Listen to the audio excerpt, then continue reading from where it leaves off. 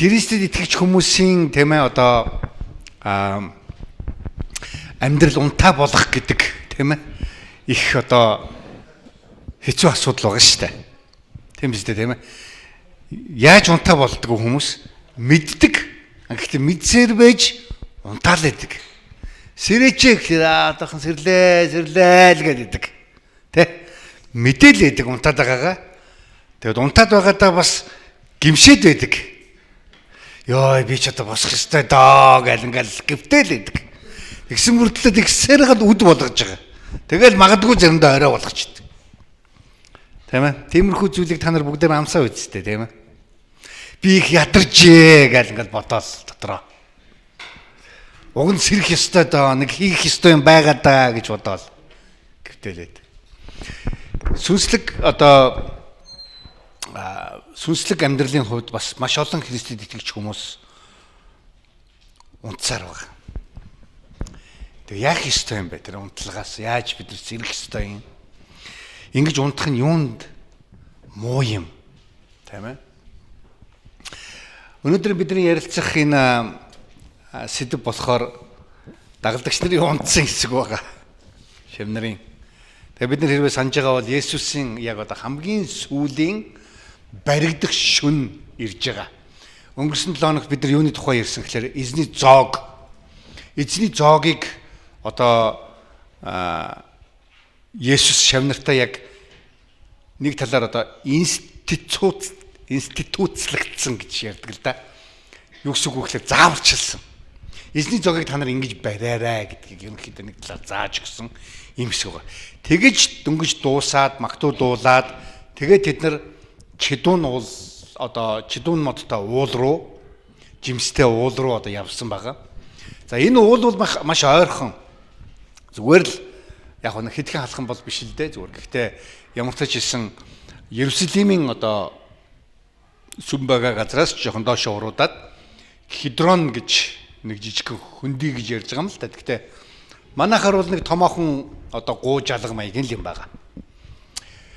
Тэрийг даваа тэнцээ бол голцоо ингээд янз бүрийн усмас урсчээдэг. Яг л одоо нэг талаар энэ бол одоо яг Пентекост баярын үеэр бишээ. Пентекост гэн алгасал баярын үе.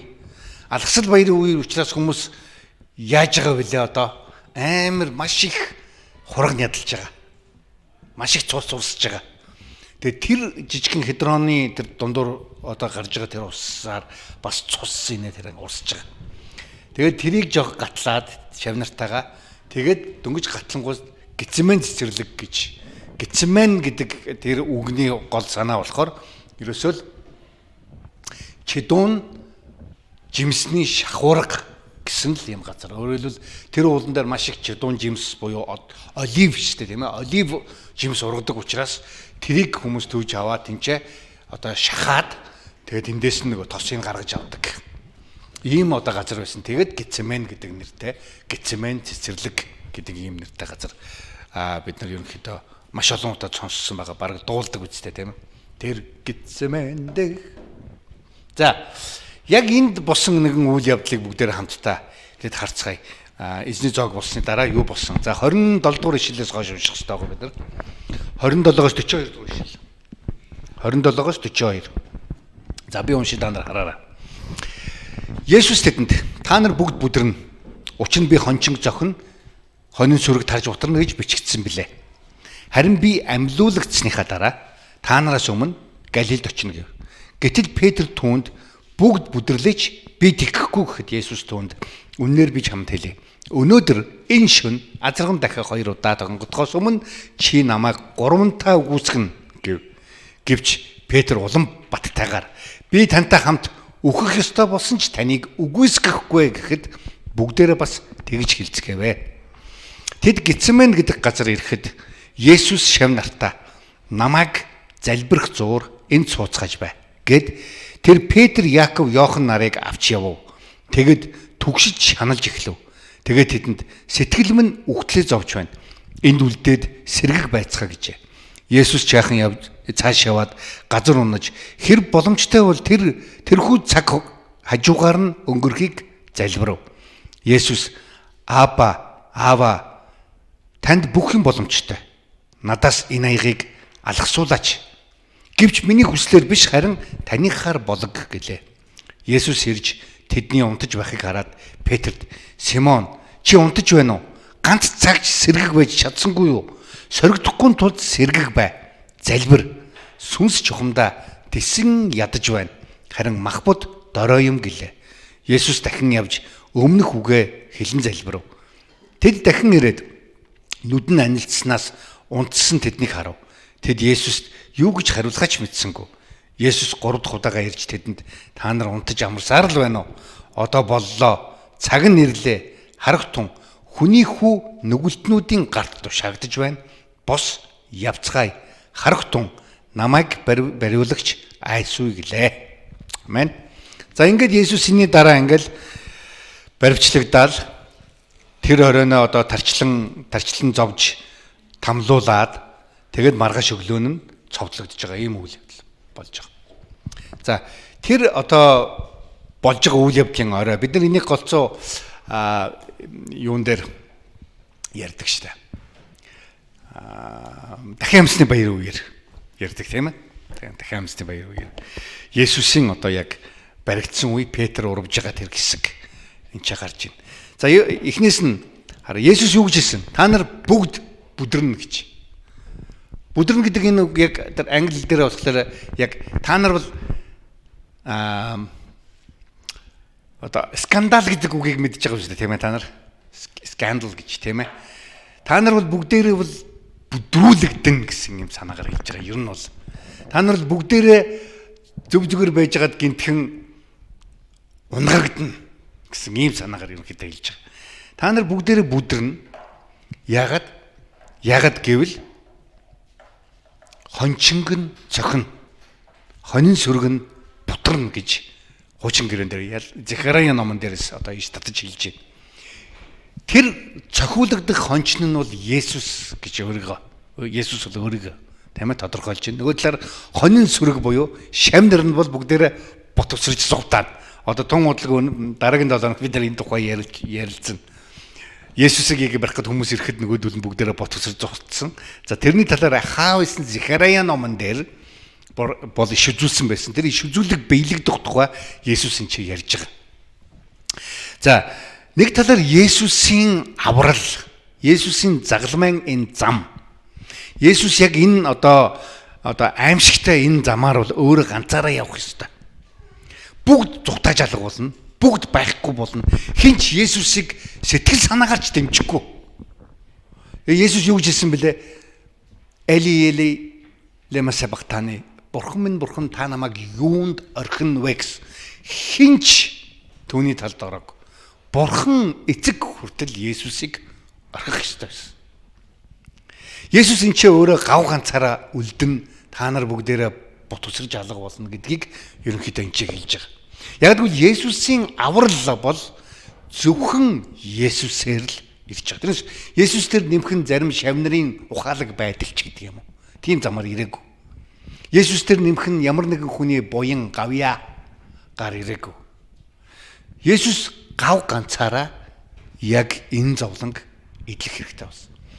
Хэн нэгэн хүн Есүстэй адилхан зовлон идлээд бидний аврал дээр тодорхой хэмжээний буянг нэмж байгаа ч юм уу тийм юм юу ч байхгүй. Есүс ганцаараа бүх хүмүүсийн авралын төлөө зовлон идэлсэн гэж байна. Дэлхий дээр магадгүй амьдарсан хичнээн мундаг пасторч байсан тэр хүний зовлон золиос бидний авралд ямар ч хамаа байхгүй. Ганцхан Есүсийн л тэр зовлон бидний авралд хамаатай. Та нар Passion of Christ гэдэг нөгөө сүүл гарсан Есүсийн зовлон гэдэг киног шүү дээ тийм ээ. Монгол дээр анх орчуулагдахтаа та нар мэдгүй Passion гэдэг үгийг нөгөө монголчууд нөгөө мэдэхгүй юм болохоор орчуулсан чинь Есүсийн тачаал гэж орчуулсан байсан. Маш их тарчлан зовж байгаа тэр үгийг бас Passion гэж хэлдэг. Тэгээд Есүсийн зовлон гэж сүүлд нь засаад гаргацсан байсан л да. Есүсийн тэр аимшигтай зовлон яг хөө тэр кинон дээр бол зөвхөн нөгөө бие махбодын зовлон гих сайн илэрхийлж харуулсан байгаа. Гэхдээ яг тэр сэтгэл зүйн зовлон тэр дотоод тэр зовлонгийн талаар бол мэдээж кинон дээр илэрхийлж гаргахад бол бас тийм амархан биш л баг л да. Тэгэд Есүс юу гэж хэлсэн гэхээр би 28 дугаар ишлэл дээр тэгэд би амьлуулагдсныхаа дараа танараас өмнө Галилд очино гэж. Хэрвээ бид нар Петрийн Паулын загтал дээрээс харах юм бол Есүс шавнартаа тэр утга 500 гаруй хүмүүст нэг дор үзэгдсэн ярилцсан ч магадгүй Галилд байх гэж аюул олон эрдэмтэд одоо төсөөлдөг, тооцоолдог. Галилийн орчимд маш олон хүмүүс тэ одоо уулзсан гэдэг. Тэгээд тэрнийхээ тухай Есүс аль хэдийнэ мэдчихсэн. Гэтэ та нар санаж байна уу? Есүс нэг зүйлийг би юу ч мэдэхгүй гэж хэлсэн байгаа шүү дээ.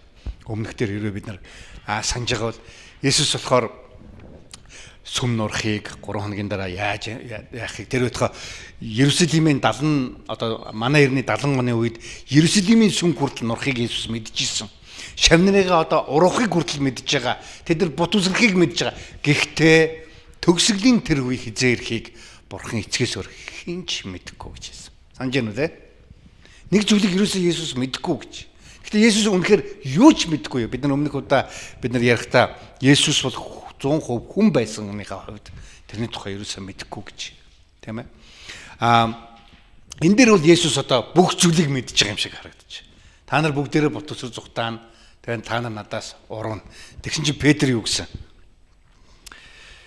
Би бол тэхгүй гэж. Тийм ээ? Их бардам хэлж байгаа. Би бол тэхгүй гэж. Би бол танаас ягаад ч урахгүй. Бусад хүмүүс хичнээн урвсан ч гэсэн би бол тэгж бол бүдрэхгүй гэж. Түргэн амтаа Петр гэж тийм ээ бид нар заримдаа ярьдаг. Гэхдээ үндсэндээ ганцхан Петр юм биш. Христэд итгэгч хүмүүс бүгдээрээ заримдаа өөрсдийнхөө Христ итгэлийн амьдралын аврагч нь өөрсдөө юм шиг боддог. Өөрийгөө гэж боддог. Энд чинь Есүс юуны тухай ярьж байгаа юм гэхээр та нарын авралт бол ямар ч хурууч дөрөхгүй, юу ч байхгүй гэсэн чи Петр би бол байгаа. Би бол оролцсон. Би бол танаас орохгүй гэж. Өнөөдөр олон Христэд итгэж хүмүүс Христ итгэлийнхаа хүртэл амьдралыг зөвхөн Есүс дээр тавих биш. Би өөрөө тэрийг хийж чадна гэж заримдаа боддог. Би өөрөө Есүстэй Есүсийн надад өгж байгаа тэр Христ итгэлийн амьдралд би өөрөө хуруу нэмэрлэнэ. Гавьяа байгуулна. Буян үйлдэнэ гэж заримдаа боддог. Есүс энэ чи Петрт нөгөө Юдас шиг уналтын тухай бол хэлээгүй. Харин та нар бүдрэх, босож ирж болох бүдрэлийн тухай ярьж байгаа Есүс. Юдасын бүдрэл бол буцаж ирэх боломжгүй бүдрэл байсан. Харин үлдсэн 11-ийнхаа хувьд бол буцаж ирэх бүдрэл байсан. Есүс тэрийг мэдж байгаа. Тэгээ Есүс энэ чи юу гэсэн амьлуулагдсныхаа дараа энэ дээр яг удаа би шал өөр замаар яг л Марк ном хамгийн одоо анхны сайн мэдээний ном гэж ерөнхийдөө хэлэгддэг. Хамгийн анхны сайн мэдээний номынхон хувьд бол яг төгсгөл нь амар тийм утгагүй төгсдөг гэж аягүй болон одоо хүмүүс хэлдэг. Юу болж байгааг нь мэддэхгүй пад гэж дуусчдаг. Тэр өдгөө 16 дугаар бүлэг тэр чигээрээ зарим хуулбарууд тэр байдаггүй. Тэм учраас маш олон Христэд итгэдэггүй, Христийнхнийг няцаахыг хүсдэг олон эрдэмтэд танаа Библийн 16 дугаар Маркийн 16 дугаар бүлэг байхгүй, амьлсан тухай юусаа байхгүй. 15 дугаар бүлгээс ингээд дуустдаг. Яг тэгэхээр яг л тэгж дууссан учраас Есүс амьлаагүй. Гэтэл дараа нь Маркийн дараа Матай, Лух, Йохан гэх нөхдүүд Есүсийн тухай бичгтээ нэмээд амьлсныг нэмээд гой домог болгоод домогчлоод сайн мэдээг одоо Есүсийн тэр түүхийг улам гой гялгар болгоод амьлсан болгоод тэгээд ингээд та нар зохиоцсон гэж. 100 туршид Христийнхнийг буруутгадаг ийм одоо үйл явдал зөндөө байсан. Мэдээж хэрэг тэр буруутгал аль хэдийн няцаагцсан л да. Гэхдээ яг хөө тэр хуучин маргааныг одоо ч гэсэн өнөөдөр ч гэсэн заримдаа хүмүүс хэрэгэлсээр байдаг. Тийм учраас та нар мэдчих хэрэгтэй. Өнөөдөр хэрвээ бид нар 14-р бүлгээс ингээ харах юм бол Есүс яасан? Би амьлуулагдсныхаа дараа гэж ярьж байна. Аль хэдийн хэдийгээр амьлуулсан тухай түүхийг нь Марк бичээгүй байсан ч байсан. Есүс амьлуулагдах байгаа энэ ч ярьж байна аль хэдийн. Тийм үстэй. Эний өмнөх бүлгүүдээр хүртэл ярьж байгаа. Есүс өөрийнхөө алуулахыг мэдчихсэн. Тэгээд дахин амьлахыг мэдчихсэн. Бурхан эцэг түүнийг нь дахин түүнийг өөрийг нь дахин амьлуулна гэдгийг Есүс өөрөө мэдчихсэн. Тэгээд тэр байтугай шин авсан тэр амилсан биеэрээ Галилд хүртэл төрүүлээд дагалдагч нараасаа төрүүлээд очсон байхыгаа хүртэл мэдчихсэн. Тэгэхээр тэр няцаалт бол утгагүй хэдийгээр Марк өөрөө амилсан тэр хэсгийг бичээгүй байлаа ч гэсэн үндсэндээ бол бичсэн гэж бид нар бол итгэж байгаа. Гэтэ бичээгүй байлаа ч гэсэн Есүс амьлах тухайгаа хэдүүн өөрөө ярьж ирсэн. Тийм үйл явдал болсон. За амьлуулагчныхаа дараа тийч очин. Тэгээд Петр юу гэсэн? Би бол танаас сурахгүй. Би бол мундаг итгэгч байна. Би бол сайхан байна гэсэн. Тэгсэн яг Петр тохиолдох тэр нэгэн чухал зүйлийг Есүс тэнцээ хэлсэн чи өглөө үүрээр азарган дахиад онгодох үед нар гарангууд тийм азарган дахиад онгоддог шүү дээ тийм ээ. Тэрээс өмнө чи надаас аль хэдийн 3 удаа урах болсон гэж. Тэгээ бид тэр 3сан тухай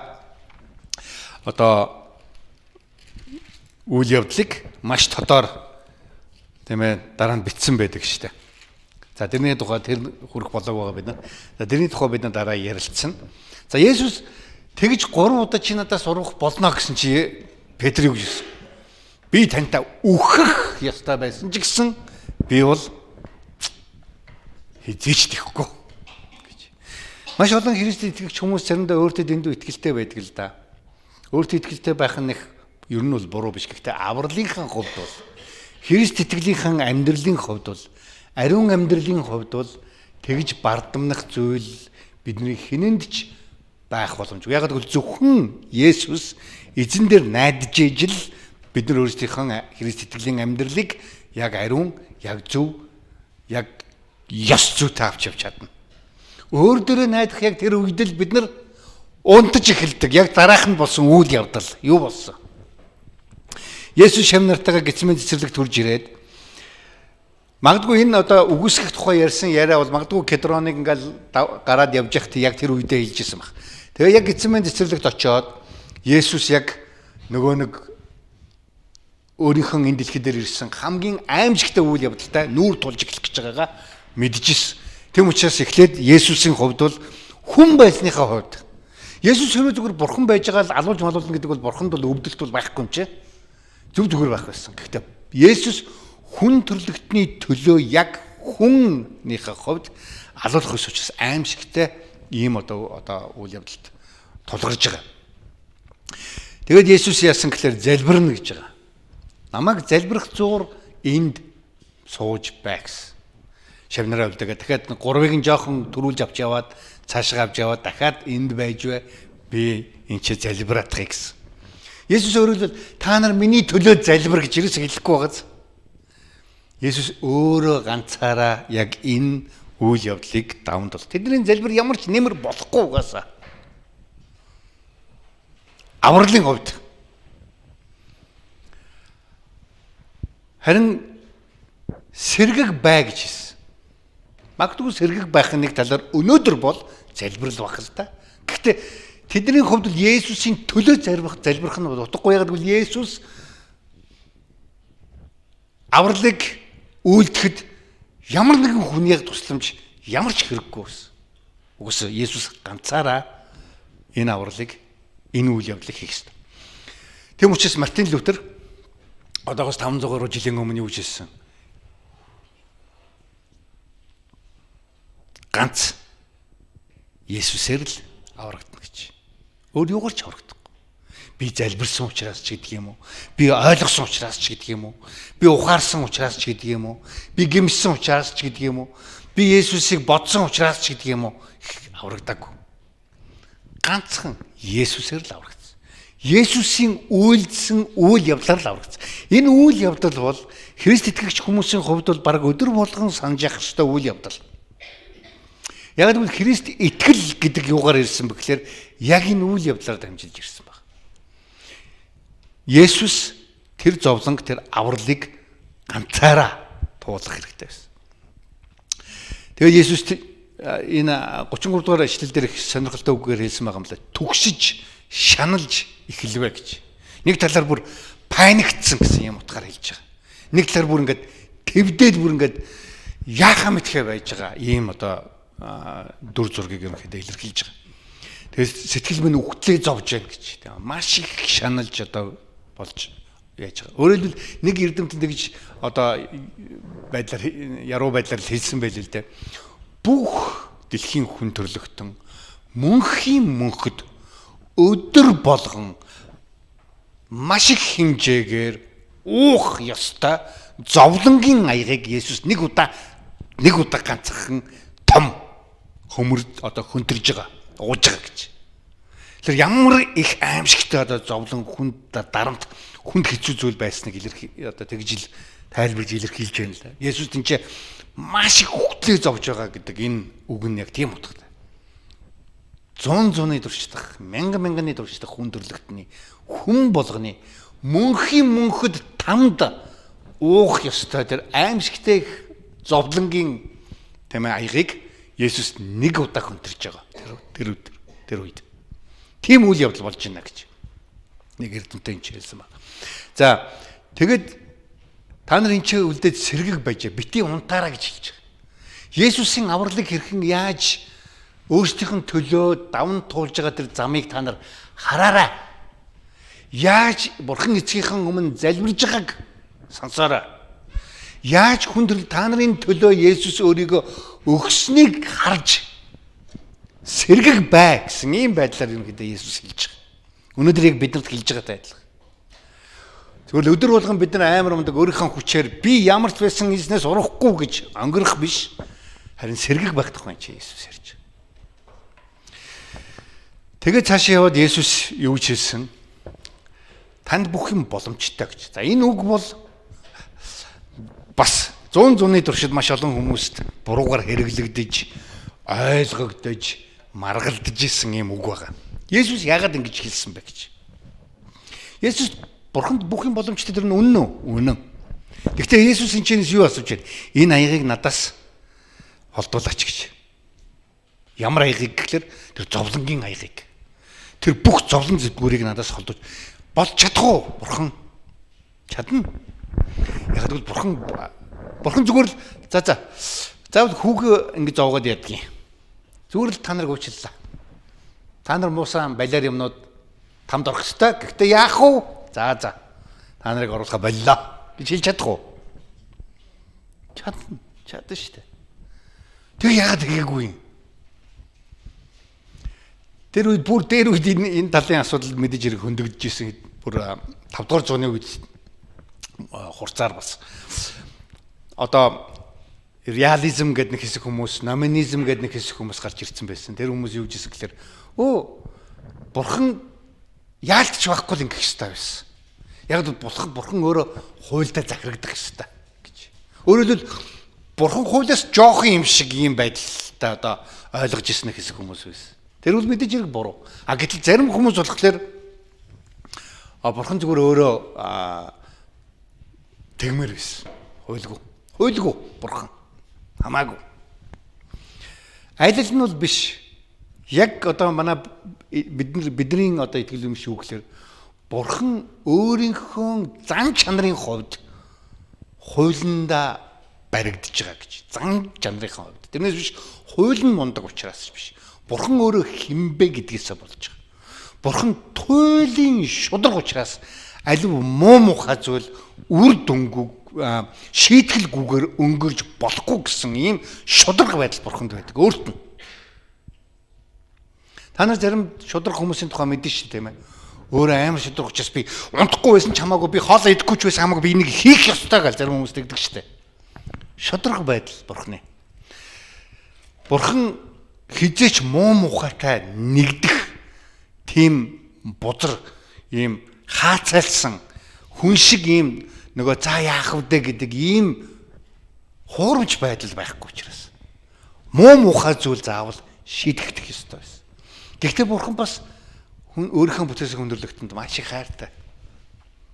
Тэднийг зүгээр л нэг мөнхийн тамд гэдэг аваачмааргүй. Тийм учраас заавал өөрөө л ганцхан тэднийг аврахаас өөр арга байхгүй. Яг хүмүүс өөрөөсөө аврах боломж байхгүй. Үгсэн хүн өөрийгөө амьлуулж чадахгүй. Тэгэхээр бурхан заавал өөрөө энэ дэлхий дээр ирж хүний биеийг авч хүмүүсийн өмнөөс өөрөө одоо тэр төлбөрийг нь төлөх ёстой болсон. Төлөөсийг нь гимнүглийн төлөөсийг. Тийм учраас бурханд бүх юм боломжтой. Тийм учраас бурхан хиндлэхэд ирсэн.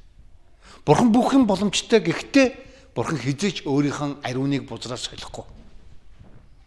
Бурханд бүх юм боломжтой гэхдээ хизээч муу мухай зүйл шийдэгдэхгүй өнгөрч болохгүй. Тийм учраас бурхан өөрийгөө бидний оронд тавихаар шийдсэн. Тийм тэрийг чи Есүс угаасаа мэдж байгаа. Бурхан эцэг, бурхан хүү өөрсдийнхөө хүслээр энэ дэлхий дээр ийм ажлыг хийхээр одоогоос 2000 жилийн өмнө одоо төлөвлөж тэгээд 2000 жилийн өмнө гэж биднийг юу ч мэдгүй байх үеэс төлөвлөж 2000 жилийн тэртет гүйцэлдүүлж байна. Тэгээд Есүс угаасаа мэдж байгаа. Гэхдээ Есүсийн яг тэр хэсгийг аягүй олон эрдэмтэд Есүсийн яг хүнийхээ хувьд уруу татагдсан хамгийн том уруу татлага. Есүс дөнгөж үйлчлэлээ эхлэх үед муйны сүнс цөлд түүнийг аваачаал энэ дэлхийн тэр гоё мундаг зүйлийг үгүй, эд хөрөнгийг үгүй, эрх мэдлийг үгүй. Тэр бол яг энэ уруу татлагын хувьд бол юу ч биш байсан. Харин энэ бол Есүст маш том уруу татлага байсан гэж одоо хэлж байна. Гэтэ тэр хамгийн том уруу татлагыг Есүс даван туулсан. Тэгм учраас Есүстэй хамт бид нар ямар ч уруу татлагыг даван туулах боломжтой. Тэгтээ бид сэргийг байх хэрэгтэй. Унтаж болохгүй. Сүнслэг унталт, сүнслэг төр зургийн нойрсолт бол магадгүй мөнгөний нойрсолт ч болж магадгүй. Болж үргэлжиж магадгүй. Өнгөрсөн 7 хоногт нэг Сайна пастор хагалгаанд орсон бүтэн наркоттой. Тэгээд тэгсэн өөрөө сэрхгүй байсан. Тэгэл эмч загнаал байсан гэнэ өөрөө сонсоод сэрж чадахгүй. Тэгж байгаа нэг сэрсэн юм байна л да. Тэрнтэй адилхан заримдаа бид нар магадгүй нэг удаа унтаа тэгээд тэр чигээрээ наркотсондоо дийлдэд мөнхөд унтчих магадгүй. Тэгм учраас Есүс өөрийнхөө шавнарт юу гэж хэлж байна? Та нар сэргэг бай. Надад хүртэл ийм аимшигтай уруу татлах гэж байна. Надад хүртэл ийм аимшигтай одоо хүнд нөхцөл байдал ирж хахад та нар хунтаад зүгээр би бол хизээч уруухгүй, би бол хизээч бүдрэхгүй гэж бодож байгаа бол сансны чин гарц гэсэн юм байдлаар бид нар ойлгож байна. Тэгэд Есүс тань энэ бол миний хүслээр биш харин танихаар болог. Тийм учраас Есүс хүнийхээ хувьд энэ хэлж байна. Хүүгийнхээ хувьд хэлж байна. Миний хүслээр биш. Харин Бурханы эцгийн хүслээр болно. Сэргэг байж залбиралтай амьдрал нь ер нь бол биднийг Бурханы хүслээр бүх зүйлийг болохыг л хүлээн зөвшөөрөх байдалд хүргэдэг. Тэгээс биш бид нар залбирж гин гэл дуртай юмаа Бурханаас жагсаалтаар гуугаал тэр жагсаалтаар нь буцааж хүлээж авах тухай бол ярихыг залбирал гэдэггүй. Бурханы хүсэл юу болохыг ойлгохыг залбирал гэдэг. Бурханы хүсэл юу болохыг хүлээн зөвшөөрөхийг залбирал гэдэг. Тэгээ Есүс тэг залбирсныхаа дараа нөгөө нөхдүүдэд харсан чинь унтчихсэн. Симоно сэргэг байж чадсангүй юу? Тэгээ энэ ч магадгүй унтсан учраас Симон болон тэд нар гинт бут усэрсэн байх л да. Яг асуудал үүсгэд. Бүгд орвсон, бүгд алга болсон. Зарим хувцас хүртэл хаяа шалдан зүхтаасан тухай гарсан байдаг тийм ээ. Хүмүүс бид нар тийм л өрөвдөлтэй ер нь бол асуудлын өмнө, аюулын өмнө хэрвээ бид нар Есүсийн яг энэ хэрэгэлсэн энэ үгийг хэрвээ харах юм бол бүдрэх гэдэг энэ үгийг ингээ харах юм бол Есүс өөрөө нэг сургаалт зөвлөл хэлсэн байгаа нэг үр тарианы тухай сургаалт. Үр нэг хүн ингээд цацхад тариачин цацхад зарим үр хогийн ургамал дээр ургаад тэд нар бүдэрдэг гэж хэлсэн байгаа. Ер нь бол адилхан үг хэлж байгаа. Тэд нар хагдарч үгүй болно, ургаж чадахгүй. Дөнгөж ургасан боловч хогийн ургамал дунд байсан учраас дийлдээд наранд хатаад үхнэ гэж. Тэрийг бүдрэх гэдэг энэ үгээр илэрхийлж ирсэн. Яг тэр үг энэ ч явж байгаа. Олон Христэд итгэгч хүмүүс унтсан, нойрмогноосоо болоод, унтлагаасаа болоод тэгэд хагдардаг. Тэгэд магадгүй сэрхгүй амар уддаг. Та нар заримдаа тийм сэрхгүй унтчихсэн, унтаад бүр нэлээд олон жилийн дараа дахиж сэрсэн хүмүүсийг бидний эзэстэй.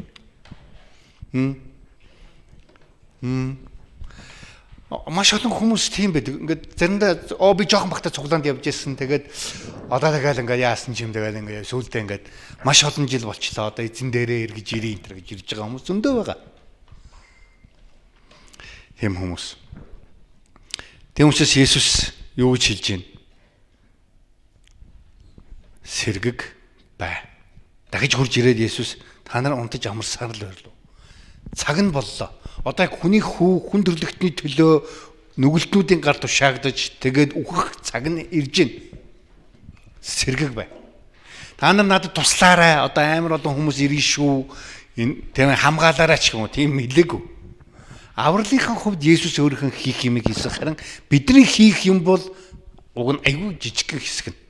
Зүгээр л сэргэг байж Есүс юу хийхийг харах. Тэгэл болоо. Христ итгэлийн амьдрал бол заримдаа нэг хүнд юм шиг зарим хүмүүс бодогддог. Би ингэж болохгүй, тэгэж болохгүй, тийм хин, ийм хин, энэ хийж болно болохгүй.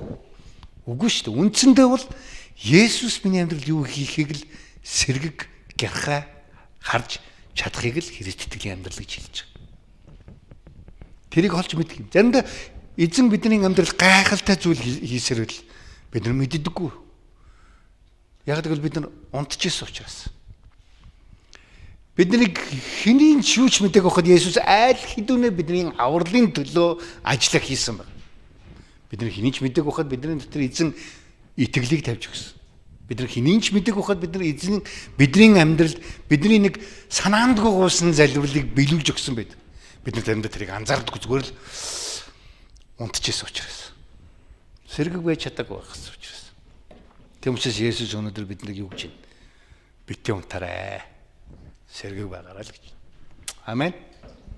За бүгдээ эзний өмнө залбирцгаая.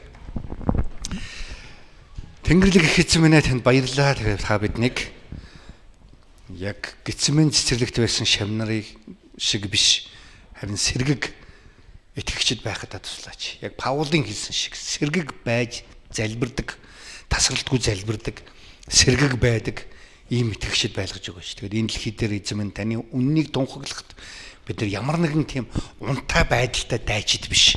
Харин сэргэг муу ерөн сүнсний аливаа довтлогоо дайралт тэгээ таны хүчрхэг зэвсэг юу болохыг мэддэг тийм итгэгч, тийм дайжид байхад та туслаач гэдэг нас гооч нэзэ. Есүс таны нэр дээр энэ бүгдийг өргөн залбирлаа. Амен.